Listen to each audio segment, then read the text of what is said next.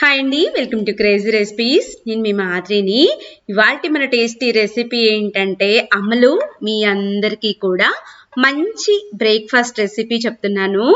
చాలా అంటే చాలా క్విక్గా ఈజీగా తయారు చేసేయచ్చు. స్కూల్స్ ఓపెన్ అయిపోయినాయి కదా, మిక్సీ తోటి గ్రైండర్ తోటే పని లేదు. అప్పటికప్పుడే మనం ఊతప్పాలని తయారు చేసుకోవచ్చు. ముందుగా వెడల్పాటి బౌల్లోకి 1.5 కప్పు బొంబాయి రవ్వని తీసుకుందాము. బొంబాయి రవ్వ కొంచెం లావుగా ఉంటుంది, అలాగే సన్నగా ఉంటుంది. కొంచెం సన్నగా ఉన్న రవ్వను తీసుకుంటే ఈ ఉతప్పాలు చాలా అంటే చాలా టేస్టీగా వస్తాయి. ఇప్పుడు బొంబాయి రవ్వతో పాటుగా నేను ఇక్కడ దీంట్లోకి ఒక 1/4 కప్పు లైట్గా పులిసిన పెరుగుని తీసుకుంటున్నాను.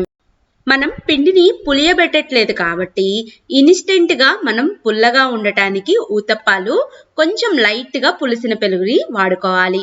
ఒకవేళ మీ ఇంట్లో పులిసిన పెరుగు లేకపోతే కనుక ఒక అరచెక్క నిమ్మరసాన్ని పిండండి, సరిపోతుంది. ఇప్పుడు కొంచెం కొంచెంగా వాటర్ని యాడ్ చేసుకుంటూ పిండి కన్సిస్టెన్సీని వీడియోలో చూపిస్తున్నాను చూడండి. ఉండలు అనేవి అస్సలకి లేకుండా ఈ విధంగా కలిపెట్టుకోవాలి. ఒకేసారి మీరు ఎక్కువగా గనక వాటర్ని యాడ్ చేస్తే మొత్తం కూడా జారుడుగా అయిపోతుంది. చూడండి, ఈ విధంగా కొంచెం థిక్గాని అంటే దోసల పిండి కన్నా కొంచెం గట్టిగా కలిపెట్టుకుందాం. ఒక అరగంట పాటు వదిలేస్తే రవ్వ పెరుగు మొత్తాన్ని కూడా చక్కగా పీల్చుకుంటుంది. ఈ పీల్చుకున్న తర్వాత రవ్వ కొంచెం గట్టిగా అయిద్దండి. ఆ గట్టిగా అయిన తర్వాత ఏమన్నా మనకి వాటర్ అనేవి అవసరమైతే ఇంకొంచెం వాటర్ని కూడా యాడ్ చేసుకొని దోసల పిండి అంత జారుడుగా కాదు, అలాగే అంత గట్టిగా కాకుండా వీడియోలో చూపిస్తున్నట్టుగా ఈ కన్సిస్టెన్సీలో మనం పిండిని రెడీ చేసుకోవాలి. సింపుల్గా అయిపోయిద్దండి బ్రేక్ఫాస్ట్. మనం దీంట్లోకి అయితే కావాలో ఆ వెజిటబుల్స్ అన్నిటినీ కూడా యాడ్ చేసుకోవచ్చు. 1/4 స్పూను ఉప్పుని వేసుకుందాము పిండికి సరిపడా, అలాగే ఒక 1/2 స్పూను వంట సోడాని కూడా యాడ్ చేసుకుందాం. చక్కగా సాఫ్ట్గా పొంగి మెత్తగా నోట్లో వేస్తే కరిగిపోయిద్దండి. చిన్న చిన్న ఊతప్పాలు వేసి పెట్టండి, పిల్లలకి చాలా ఇష్టంగా తింటారు. పెండ మీద కొంచెం ఆయిల్ని స్ప్రెడ్ చేసి తర్వాత 1.5 గరిటె పిండిని తీసుకొని మరీ పలుచగా కాదు, అలా అని మరీ మందంగా కాకుండా వీడియోలో చూపిస్తున్నట్టుగా ఈ కన్సిస్టెన్సీలోకి మనం వేసి పెట్టుకోవాలి. ఇప్పుడు ఇంట్లో మనకి ఏవైతే అవైలబిలిటీలో ఉన్నాయో ఆ వెజిటబుల్స్ని యాడ్ చేసుకుందాం. ఇక్కడ నేనైతే ఉల్లిపాయ, పచ్చిమిరపకాయ, అలాగే సన్నగా తరిగిన టమోటాని వేస్తున్నాను. మీ దగ్గర క్యారెట్, బీట్రూట్ ఇవి ఉన్నా కానీ యాడ్ చేసుకోవచ్చండి. డిపెండ్స్ మన ఇంట్లో ఉన్న వెజిటబుల్స్ని బట్టి. అలాగే చిన్న చిన్న ముక్కలుగా తరిగిన జీడిపప్పుల్ని కూడా వేస్తున్నాను. పిల్లలకి అక్కడక్కడ తగిలి బాగుంటుంది కదా. అంచుల వెంబడి నూనెను రాసుకొని దోశ ఒకవైపు కాలిన తర్వాత ఊతప్పాన్ని ఇంకొక వైపు కూడా తిప్పుకుందాము. ఇలాగా 2 వైపులా కూడా చక్కగా కాలిన తర్వాత సర్వింగ్ ప్లేట్లోకి సర్వ్ చేసేసుకోవటమే. చిటికెలో అయిపోయే టిఫిన్ అండి. సూపర్ టేస్టీగా ఉంటుంది. ఇడ్లీ పిండి, దోశ పిండి లేదని చెప్పని ఫీల్ అవ్వాల్సిన అవసరమే లేదు. చెప్పాలంటే దీంట్లోకి టమోటా సాస్ కానీ, కారం పొడి, జాడి ఆవకాయని వేసుకొని తిన్నా కానీ అద్భుతంగా ఉంటుంది.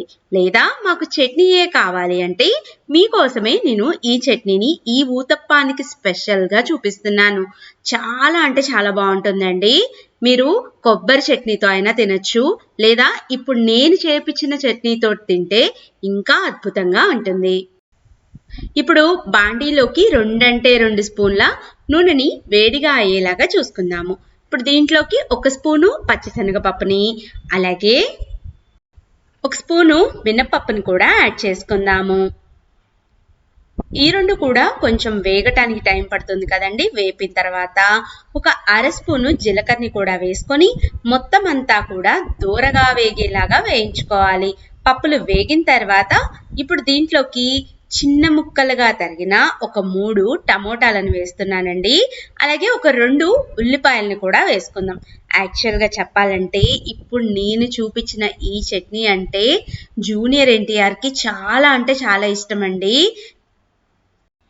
ఆయనకి ఇష్టం అని చెప్పని మిమ్మల్ని చేసుకొని తినమనట్లేదు.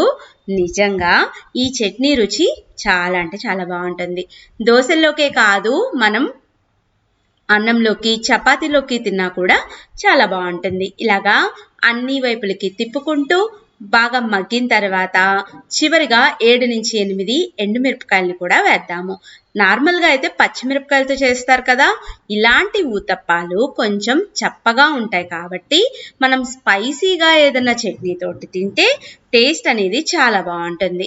ఎండుమిరపకాయలు కూడా 2 నిమిషాల పాటు వేగిన తర్వాత 2 రెమ్మల చింతపండుని ఈ రెసిపీ మొత్తానికి సరిపడా ఒక 1/4 స్పూన్ దాకా కళ్ళుప్పుని కూడా వేసుకుందాము. ఇదంతా కూడా ఇంకొకసారి బాగా కలిసేలాగా కలుపుకొని పూర్తిగా చల్లారిన తర్వాత మిక్సీ జార్లోకి వేసుకొని మెత్తటి పేస్ట్ లాగా తయారయ్యేలాగా చూసుకుందాము. అంతేనండి, ఊతప్పంలోకే కాదు వేరే రెసిపీల్లో కూడా అద్దిరిపోయే చట్నీ, టమోటా ఉల్లిపాయ చట్నీ రెడీ అయిపోయినట్టే. దీంట్లోకి పోపు వేసుకోండి, అద్భుతంగా ఉంటుంది. 2 వీడియోలు ఎలా కుదిరినాయో మాత్రం కింద కామెంట్లో చెప్పటం అస్సలకి మర్చిపోవద్దు. మీకేమన్నా కొత్త రెసిపీలు కావాలన్నా నాకు కామెంట్ చేయండి, నేను మీకోసం తయారు చేస్తాను. Thank you for watching my videos. Bye bye.